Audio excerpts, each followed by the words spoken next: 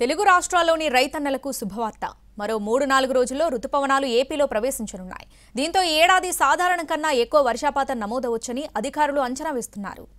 ఇక రుతుపవనాలు చురుగ్గా ఉండటంతో అనుకున్న దానికన్నా ఒక రోజు ముందుగానే ప్రవేశించనున్నాయి.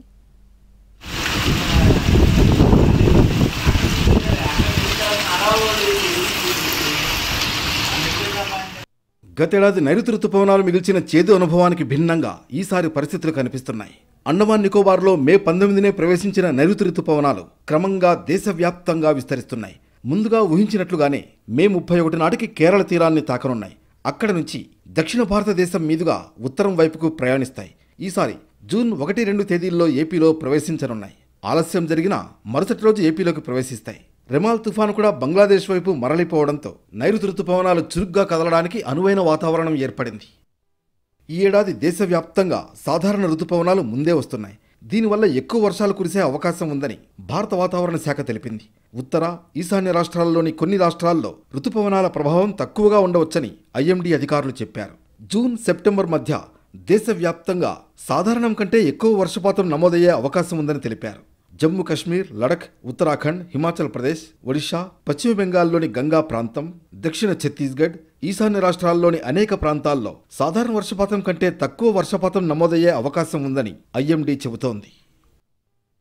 ఢిల్లీ, హర్యానా, రాజస్థాన్, పంజాబ్, పశ్చిమ ఉత్తరప్రదేశ్ సహా వాయువ్య భారతదేశంలో సాధారణ వర్షాలు కురిసే అవకాశాలు ఉన్నాయని ఐఎండీ అంచనా. ఇక వర్షాధార వ్యవసాయ రంగంలో కూడా సాధారణం కంటే ఎక్కువ వర్షాలు కురిసే అవకాశం ఉందన్నారు.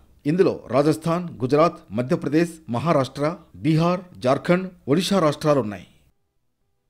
జూన్ 1 నుంచి సెప్టెంబర్ 30 మధ్య దేశం మొత్తం 87 సెంటీమీటర్ల సగటు వర్షపాతం నమోదవుతుందని ఐఎండీ అంచనా వేసింది. మధ్య భారతం, దక్షిణ ద్వీపకల్పంలో సాధారణం కంటే ఎక్కువ వర్షాలు కురిసే అవకాశం ఉందన్నారు.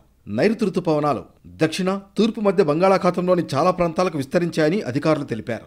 రాబోయే 5 రోజుల్లో రుతుపవనాలు దక్షిణ అరేబియా సముద్రంలోని మరికొన్ని ప్రాంతాలు, కేరళ, తమిళనాడు, పుదుచ్చేరిలోని కొన్ని ప్రాంతాల్లో, ఈశాన్య రాష్ట్రాల్లోకి ప్రవేశించడానికి అనుకూలమైన పరిస్థితులు ఏర్పడతాయి. కేరళలో ఇప్పటికే కురుస్తున్న వర్షాలు మరో 5 రోజుల పాటు కొనసాగనున్నాయి. మరోవైపు రెమాల్ తీవ్ర తుఫాను ఫలితంగా గాలిలో తేమను తుఫాను ప్రాంతం వైపు లాక్కుపోయింది. దీంతో ఏపీలో పొడి వాతావరణం నెలకొంది. దీనికి తోడు రోహిణి కార్తె కూడా 2 రోజుల క్రితమే మొదలైంది. వీటి వల్ల రానున్న 3 రోజులు సాధారణం కంటే అధికంగా 48 డిగ్రీలుగా ఉష్ణోగ్రతలు నమోదు కానున్నాయి. గరిష్టంగా కొన్ని చోట్ల 49 డిగ్రీల వరకు రికార్డయ్యే అవకాశాలున్నాయి.